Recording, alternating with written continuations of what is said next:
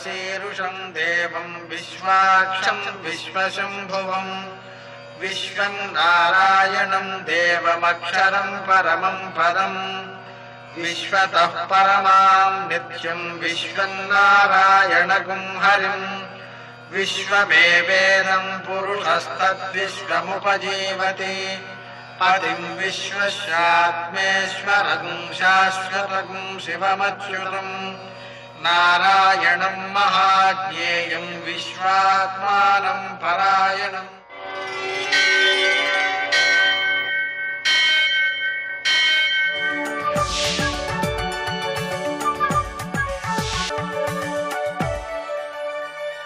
सूर्यशौर्यमथेन्दुरिन्द्रपदवी सन्मङ्गलं मङ्गलम्। आपदामपहर्तारं दातारं सर्वसंपदां लोकाभिरामं శ్రీరామం మోక్షదంతం నమామ్యహం. నేటి కాలమాన విశేషాలను గమనిద్దాం. స్వస్తి శ్రీ చాంద్రమాన మన్మథనామ సంవత్సరం దక్షిణాయనం శరదృతువు కార్తీక మాసం శుక్లపక్షం బుధవారం. సూర్యోదయం 6:26 సూర్యాస్తమయం 5:36. తిథి సప్తమి రాత్రి 12:36 వరకు. నక్షత్రం శ్రవణం రాత్రి 7:49 వరకు. వర్జం రాత్రి 11:42 నుంచి 1:15 వరకు. దుర్ముహూర్తం ఉదయం 11:39 నుంచి 12:23 వరకు. అమృతకాలం ఉదయం 9:34 నుంచి 11:09 వరకు. రాహుకాలం బుధవారం కాబట్టి మధ్యాహ్నం 12 నుంచి 1:30 వరకు. అష్టకౌలిక రీత్యా శుభప్రదమైన సమయం సాయంకాలం 6 గంటలకి. నేటి విశేషాలలో యాజ్ఞవల్క్య జయంతి, సావిత్రి వ్రతం, ప్రదోషం. సావిత్రి వ్రతం అనేటువంటి దాన్ని ఆచరించడం ద్వారా సౌభాగ్యవతులకు సౌభాగ్యము, సత్సంతానము, సంతానం యొక్క అభివృద్ధి, వారు సమాజానికి ఉపకరించడము, ఇలా అత్యుత్తమ సత్ఫలితాలుంటాయి. యాజ్ఞవల్క్యుడు శుక్ల యజుర్వేదమును ఆయన స్వీకరించిన వ్యక్తి, సూర్యుడి నుంచి స్వీకరించాడనమాట. ఆ కారణంగా ఆ యాజ్ఞవల్క్యుడు వేద శాఖను సమాజానికి అందించాడు. ఆయన్ని గౌరవించుకోవడం, పూజించుకోవడం ద్వారా జ్ఞానం యొక్క వృద్ధి కలుగుతుంది. ఈరోజు ప్రదోషం సాయంకాలపు వేడు సూర్యాస్తమయం నుంచి 1:12 పాటు శంకరుని ఆరాధించుకోవాలి. అయితే కార్తీక మాసంలో వచ్చేటువంటి ప్రదోషం కావడం వలన విశేషమైనటువంటి ఫలితాలు సిద్ధిస్తాయి. నక్తవ్రతాన్ని కూడా ఆచరిస్తూ సాయంకాలం వరకు ఉపవాసం ఉండి సాయంకాలం ఈ పూజారాధన చేసుకుని ప్రసాదాలను స్వీకరించడం ద్వారా వ్యక్తికి కావలసినటువంటి జ్ఞానము, వైరాగ్యము, ఆర్థికమైన అభివృద్ధి, ఆరోగ్యము, మృత్యుంజయత్వము అంటే అపమృత్యు దోషాలు నివారించబడడం మొదలైనటువంటి సత్ఫలితాలు ఎన్నో సిద్ధిస్తాయి. నేటి ఆణిముత్యాలు.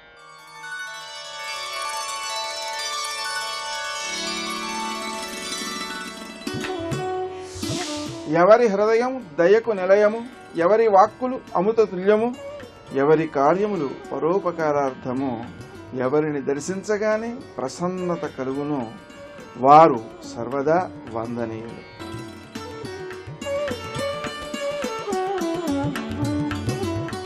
ఆశయం ఆనందకరం, ఆశ భయంకరం.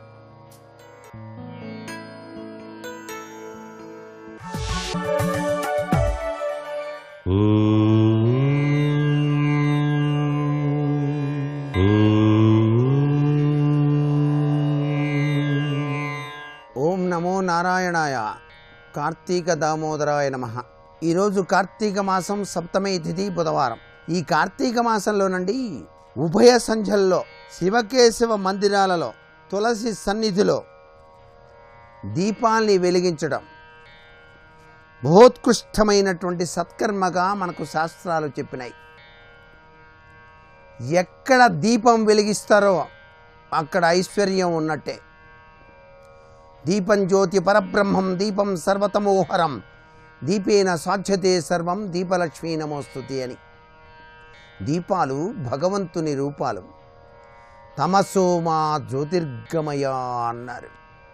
అందుకనే దీపకాంతితో చక్కటి యోగవంతమైనటువంటి భక్తి భావన స్ఫూర్తిని ప్రసరింపజేసేటువంటి అద్భుతవంతమైన మాసం ఈ కార్తీక మాసం.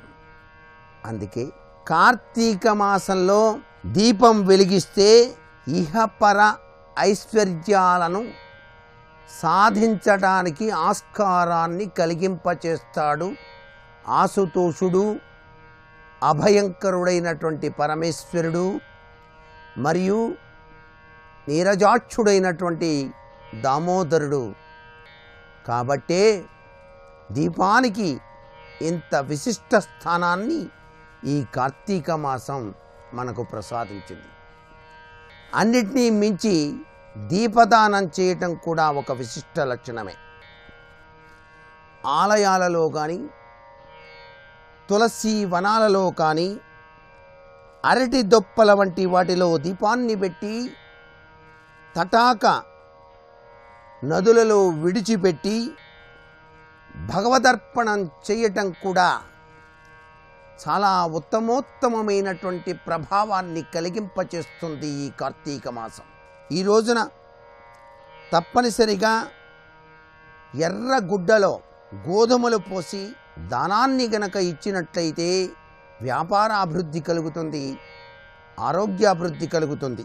ఈరోజు గోధుమలు, పట్టు వస్త్రం, బంగారం బ్రాహ్మణోత్తములకు దానంగా ఇచ్చినట్లయితే ఈ జన్మలో చేసిన దానం మరొక జన్మకు విశిష్టవంతమైన ఐశ్వర్యాన్ని ప్రసాదిస్తుంది అని చెప్పేసి కదా శాస్త్రం. కార్తీక మాసంలో మీరు ఆచరించేటువంటి దాన మహిమ అద్వితీయం, అనిర్వచనీయం, అమోఘం.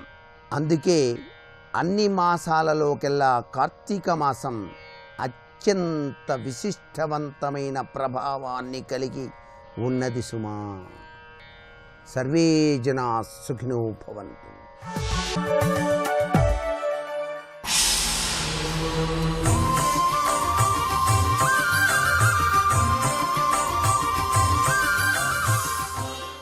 శతక సాహితీ సరస్వతికి నమస్కారం. హరికిన్ కూరిమి పట్టియై నిఖిల రామాలోకన క్షీర సింధుర సాధ్వమ్ముల వెంట కృమ్మరుచు తోట్టో పాంధులన్ గొట్టు చక్కెర విల్కాడు నినున్ హిమాద్రిసుతనే క్రేగంట వీక్షింపడే సిరిగల్గన్ కను నెత్తికెక్కును గదా శ్రీలొంకరామేశ్వర. ఓ లొంకరామేశ్వర స్వామి, హరికిన్ కూరిమి పట్టియై, ఆ మన్మధుడు మహావిష్ణువుకి చాలా గారాబాల పుత్రుడై నిఖిల రామాలోకన క్షీర సింధుర సాధ్వమ్ముల వెంట కుమ్మరుచు సకల జనులను కూడా తన పూలబాణాలతో వశం చేసుకుంటూ వారికి మన్మథ బాధను రేకెత్తిస్తూ తోడ్తో పాంధులన్ కొట్టు చక్కెర విల్కాడు, చెరుకు విల్లుని చేతబట్టి పూలబాణాలు వేస్తూ ప్రతి ఒక్కరిని కూడా హింసిస్తున్నటువంటి ఆ మన్మధుడు నినున్ హిమాద్రిసుతనే క్రేగంట వీక్షింపడే, ఆ హిమవత్పర్వతరాజపుత్రి అయిన పార్వతీదేవిని, లోకేశ్వరుడవైనటువంటి నిన్ను కూడా చాలా విచిత్రంగా గర్వంగా అలా కన్నులు పైకెత్తి చూస్తున్నాడే మీ వంకే. మీరెంత, మీ తపస్సెంత, మీ నిగ్రహాన్ని నేను క్షణంలో భగ్నం చేస్తాను అన్నట్టుగా మీ వంక చూస్తున్నాడు. మీ వంకే పూలబాణాలు వేశాడు గదా ఓ స్వామి. సిరిగల్గన్ కను నెత్తికెక్కును గదా శ్రీలొంకరామేశ్వర. బాగా సిరిగలిగినట్టయితే కళ్ళు నెత్తికొస్తాయంటారు.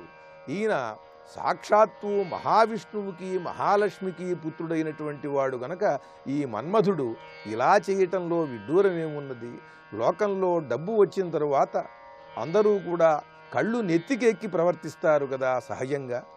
అదేవిధంగా ఈ మన్మధుడు కూడా సకల లోకవాసులను తన పూలబాణాలతో పీడిస్తూ నిన్ను పార్వతీదేవిని కూడా లెక్క చెయ్యకుండా మీ మీద కూడా తన శరప్రయోగం చేశాడు కదా అంటూ చమత్కారంగా మన్మధుడు వేసినటువంటి పూలబాణములను గురించి ఆ పరమేశ్వరునకు నివేదిస్తూ అద్భుతమైన పద్యరచనతో గొప్ప శతకాన్ని మనకు అందించిన భక్తి తత్పరులు పండిత కవులు శ్రీ నంబి శ్రీధర్రావు గారు రచించిన లొంకరామేశ్వర శతకంలోని మరి ఒక పద్యం గురించి రేపు ఉదయం తెలుసుకుందాం. ఓం నమః శివాయ. करोति या विभक्ति या निहन्ति या जगत्त्रयं समन्ततो विभाति या न दृश्यते क्वचिच्चया. नमो देव्यै महादेव्यै शिवायै सततं नमः. नमः प्रकृत्यै भद्रायै नियताः प्रणतास्मतां. शिवाय गुरवे नमः. श्रीमात्रे नमः. श्री विष्णुरूपाय नमः शिवाय. श्री उमायै नमः. लीलोज्जीवितकामे रामे शङ्करसक्ते त्वत्पादार्चन सक्तं भक्तं मां कुरु शक्तं. మాం కురు శక్తం. అమ్మా నన్ను సమర్థుడిగా చెయ్యమ్మా అంటున్నారు ఇక్కడ. ఇది అడిగితే చాలు, మనల్ని సర్వసమర్థులుగా చేయమని అమ్మని ప్రార్థించాలి. ఇక్కడ ఏదైనా చెయ్యగలిగేటువంటి శక్తికి సమర్థత అని పేరు. శక్తిమంతుడిగా అవ్వాలి మనం. శక్తినిమ్మని అడిగితే చాలు, ఆ పరాశక్తిని. ఆ శక్తి ఉంటే మనం దేన్నైనా సాధించవచ్చు. సృష్టిలో దేన్నైనా సాధించగలడం, జరుగుతున్న పరిణామాన్ని తట్టుకోగలిగే శక్తి కూడా కావాలి ఇక్కడ. కానీ ఏదైనా శక్తియే. జ్ఞానము కూడా శక్తే, మోక్షము కూడా శక్తే. అందుకు లౌకికమైన విషయములు సంపాదించాలన్న శక్తి కావాలి, సుఖదుఖాలని నిగ్రహించుకుంటూ వెళ్ళాలన్న శక్తి కావాలి, జ్ఞానాన్ని పొందాలన్నా, ఇంద్రియాలను నిగ్రహించాలన్నా, మనస్సుని పట్టుదలతో పట్టి నిలపాలన్న శక్తి కావాలి. అలాంటి శక్తిని ఇవ్వమ్మా, నన్ను సమర్థుణ్ణి చెయ్యు. అందుకు మాం కురు శక్తం. అయితే అమ్మవారి శక్తి ఇవ్వాలంటే మనకు అర్హత ఉండాలి. ఇది తెలుసుకోవాలి. అడగడానికి అందరూ సిద్ధమే, కానీ అర్హత కొందరికి మాత్రమే ఉంటుంది. ఇది తెలుసుకోవాలి. ఇవ్వడానికి అమ్మవారి సిద్ధమైతే అడగడానికి ప్రతివాడు సిద్ధమైపోతాడు. కానీ ఆ తల్లి అర్హతలు చూసి ఇస్తుంది. నన్ను శక్తిమంతుని చేయని అడగాలంటే అర్హతలు రెండు ఉండాలి. ఒకటి సక్త, ఇంకోటి భక్త. రెండు విషయాలు చెప్పారు ఇక్కడ. త్వత్పాదార్చన సక్తం. సక్తం అంటే ఆసక్తి, ప్రీతి అని అర్థం. ఇక్కడ నాకున్న ప్రీతి ఏమిటంటే త్వత్పాదార్చన సక్తం. నీ పాదాలను అర్చించడంపై ప్రీతి కలిగిన భక్తుడనైన నాకు శక్తినివ్వమ్మా అంటున్నారు ఇక్కడ. అంటే శక్తినివ్వమ్మా అనడానికి ముందు మనకు రెండు అర్హతలు ఉండాలి. ముందు సక్తత. ఏమిటా సక్తత? అమ్మవారి పాదాలని అర్చించడంపై సక్తత. అంటే ప్రేమగా అర్చించాలి ఆ పాదాలని. ఆ అర్చన ఆసక్తితో చెయ్యాలి, కానీ ఆసక్తితో అర్చించడం, అది పాదార్చన. ఇక్కడ పాదార్చన అనే మాట ఎందుకు చెప్తారు అందుకు కూడా ఆలోచించాలి. ఇక్కడ పాదాలని అర్చించడము అంటే మన అహంకారాన్ని అర్పించడం. తల పాదాల దగ్గర వంచామంటేనే అహంకారం అర్పించేమని అర్థం. అందుకే అహంకారాన్ని విడిచిపెట్టి అమ్మ పాదాలని ఆశ్రయించిన భక్తుడిని అమ్మ అనుగ్రహిస్తున్నది. ఇక్కడ భక్తి శబ్దం మళ్ళీ వేశారు. ఇక్కడ ఆసక్తితో కూడిన భక్తి కలిగి ఉండాలి. భక్తి అంటేనే ప్రేమపూర్వకమైన ఆశ్రయము అని అర్థం ఇక్కడ. అందుకే అర్చించడం, ఆశ్రయించడం, ఈ రెండు లక్షణాల వల్ల అమ్మవారు అనుగ్రహం పొందడానికి అర్హత ఏర్పడుతున్నది. అర్హత ఇక్కడ చూపిస్తున్నారు. త్వత్పాదార్చన సక్తం. పైగా అర్చన ఏదో కోరికతోనో దేనితోనో చేయడం కాదు, అర్చన ప్రీతితో చేయాలి. త్యాగరాజ స్వామి వారు చెప్తారు, తులసీ దళములతో సంతోషముగా పూజింతు అని ప్రేమ ముప్పిరుగుని వేళ నామము పలికేవారు. ఈ నామం చదివితే మహిమ ఉంటుంది, ఈ నామం చదివితే అద్భుతాలు జరుగుతాయి, కార్తీక మాసం ఈ నామం చేయాలి, మార్గశిర మాసం మరొక నామం చేయాలి అని పేర్లు చదువుతూ ఉంటారే, వాళ్ళ పద్ధతి వేరు. కానీ అలాంటి లెక్కలు చూడకుండా ప్రేమగా అమ్మవారి నామాన్ని అంటూ, శివనామమో విష్ణునామమో అంటూ, అలాగే అమ్మవారిని శివుని విష్ణువుని ప్రేమగా అర్చిస్తే ఆ ప్రేమకి చాలా శక్తి ఉన్నది. అదే ఆసక్తి, అదే భక్తి. అది త్వత్పాదార్చన సక్తం భక్తం మాం కురు శక్తం అని ఈ స్తబకం పూర్తి చేశారు. ఇందులో సుకుమారి అయిన అమ్మవారు అద్భుత కార్యాలను చేయడం అనేటువంటి లీలారచనను చూపిస్తూ, అదే బాలాతత్వంగా భావిస్తూ, అమ్మా ఈ శ్లోకములు నీకు సంతోషం కలిగించుగాక అంటున్నారు ఇక్కడ. ఇప్పటి వరకు చెప్పినటువంటి ఈ స్తబకంలో 25 శ్లోకములు కూడా మదలేఖ అనబడే ఛందస్సులో రచించారు. ఉమాసహస్రం పరిశోధనలు చేయడానికి పనికొచ్చే ఒక మహాగ్రంథం కూడా. సాహిత్య దృష్టితో పరిశోధన చేస్తే ఇందులోని శబ్దాలంకారాలు, అర్థాలంకారాలు, వాడిన రకరకాల ఛందస్సులు, నిజానికి ఆధునిక యుగంలో వచ్చినటువంటి సంస్కృత గ్రంథం ఇది. ప్రాచీన కాలంలో కాళిదాసు మొదలైనటువంటి వారు ఉన్న రోజుల్లో సంస్కృత గ్రంథాలు చాలా వచ్చాయి. రాను రాను సంస్కృత భాష అరుదైపోతున్నటువంటి సమయంలో గణపతి ముని గారు ఇంత అద్భుతమైన సంస్కృత కావ్యం రచించారు. అది గమనించవలసిన అంశం. కేవలం ఇదే కాదు, అనేక సంస్కృత గ్రంథాలు అవలీలగా రచించారు. అంటే పూర్వ కవులందరి యొక్క ఒక కలయిక గణపతి మునిగా మనకు కనబడుతుంది. అందుకే భాషాభిమానులు కానీ, సాహిత్యవేత్తలు కానీ, ఇంకా విజ్ఞాన శాస్త్రం మీద, విశ్వ రహస్యాల మీద ఆసక్తి కలవారు, మంత్రశాస్త్రంపై ఆసక్తి ఉన్నవారు, యోగశాస్త్రంపై అధ్యయనం చేసేవాళ్ళు అందరికీ రీసెర్చ్ చేయడానికి కావలసినటువంటి లక్షణం ఉమాశాస్త్రంలో కనబడుతుంది. లేకపోతే మదలేఖ అనే ఛందస్సు ఉందని కూడా చాలామందికి తెలియదు. సంస్కృత భాష తెలిసిన వాళ్ళకు కూడా అరుదు ఈ ఛందస్సు. ఆ ఛందస్సుతో 25 శ్లోకాలు రచించారు. ఈ మదలేఖ ఛందస్సు హైరంభ్యో మదలేఖ సంతోషాయ భవంతు. అమ్మా, ఇది హేరంబుని యొక్క మదలేఖ అన్నారు ఇక్కడ. హేరంబుడు అంటే గణపతి. ఇది హేరంబుని మదలేఖ అంటే గణపతి మునినైన నేను రచించిన మదలేఖలు. ఇది దీని యొక్క అర్థం.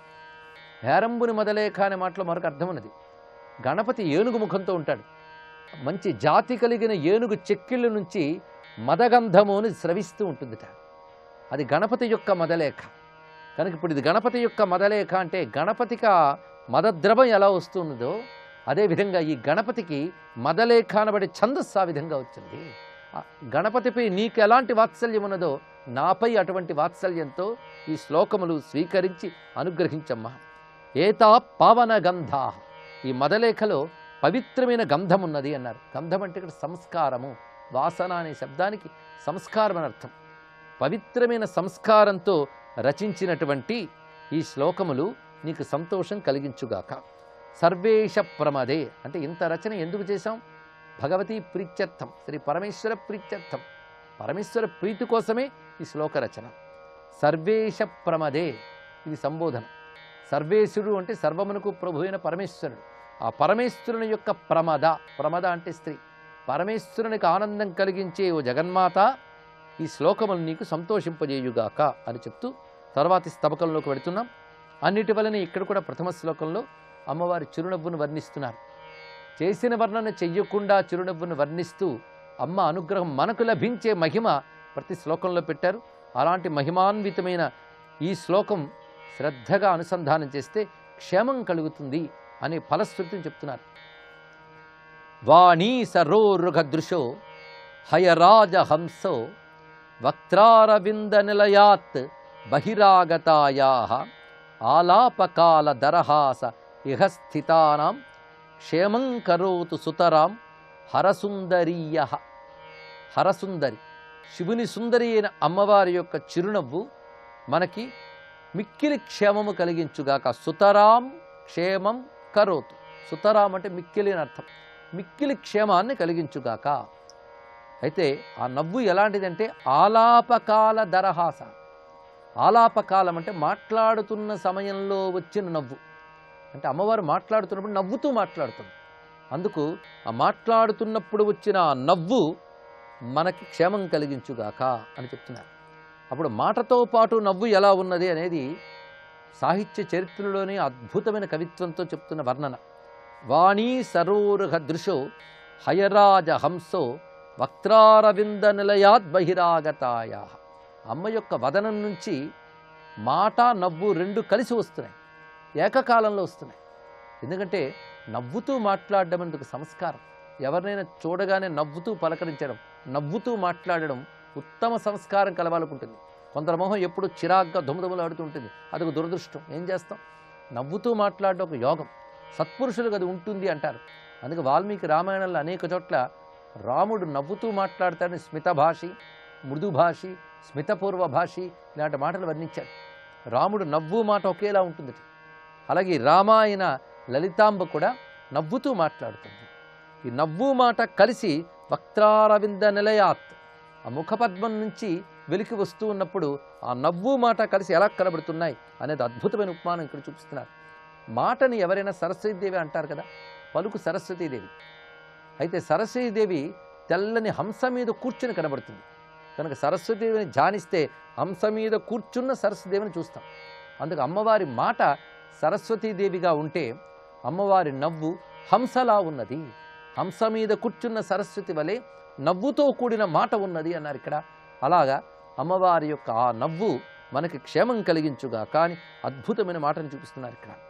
వాణీ సరోరుహ దృశౌ హయరాజ హంసౌ వక్త్రారవింద నిలయాత్ బహిరాగతాయాః ఆలాపకాల దరహాస ఇహ స్థితానాం క్షేమం కరోతు సుతరాం హరసుందరీ యః.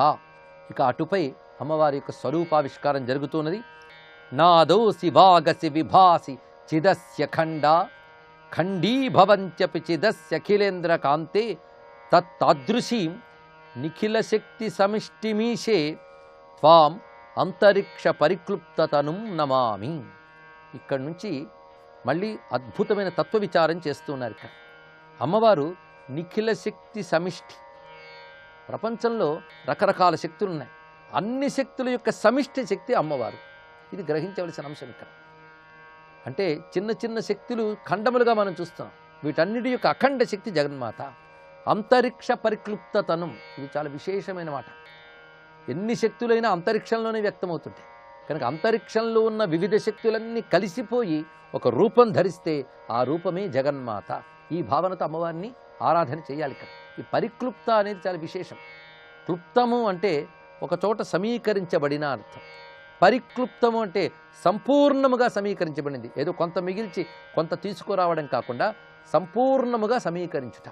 రకరకాల మట్టి కణాలు తీసుకొచ్చి మట్టి బొమ్మ చేసినట్లుగా విశ్వములో ఉన్న శక్తినంతటినీ కలిపి ఒక రూపం ఇస్తే ఆ రూపమే తల్లి. అందుకు ఆ తల్లిని భావన చేసినప్పుడు నిఖిల శక్తి సమిష్టిం అనే మాట ఒకటి, అంతరిక్ష పరిక్లుప్తతనం అనే మాట ఒకటి. అంతరిక్ష పరిక్లుప్తతనం చాలా విశేషమైన శబ్దం అండి. ఇది సామాన్యం కాదు. ఇక్కడ అంతరిక్షములో ఉన్న శక్తి అంతా పరిక్లుప్తమైన స్వరూపం. ఇది ఒక అర్థము. అంతరిక్ష పరిక్లుప్తతనం అంటే అంతరిక్షమునందంతటా వ్యాపించిపోయిన స్వరూపము కలది అని కూడా భావన తీసుకోవాలి. ఇక్కడ ఇదే భావాన్ని మహానుభావుడు అప్పయ్య దీక్షితుల వారు కొన్ని వందల సంవత్సరాలు ఇతనికి ముందు చెప్పారు. ఆకాశమాదిజననీం శరణం ప్రపజ్యే అన్నాడు ఆ మహానుభావుడు. ఆదిజనని ఆకాశ రూపిణివే నీకు నమస్కారము అన్నారు. ఇక్కడ అనంత ఆకాశ రూపమే అంతరిక్ష పరిక్లుప్తతనం. ఆ అంతరిక్షములందు అమ్మవారి శక్తి ఎలాగొస్తోందో ఈ శ్లోకంలో చూపిస్తున్నారు. ఈ సృష్టి యందు ఆ శక్తి ఎలా ఉన్నదో మన మనస్సుకు అంత స్ఫుటంగా స్ఫురించేటట్టు వర్ణిస్తున్నారు. ఇక్కడ నాదోసి వాగసి విభాసి చిదస్య ఖండ, నువ్వు నాదమై వాక్కువై కాంతివై చిత్తువై ఉన్నావు తల్లి అన్నారు. ఈ అంతరిక్షంలో అమ్మ అలా వ్యాపిస్తుంది. వీటి యొక్క క్రమము, వాటి యొక్క వైభవాన్ని రేపు తెలుసుకుందాం. సర్వం శ్రీ జగన్మాతృ చరణార విందార్పణమస్తు.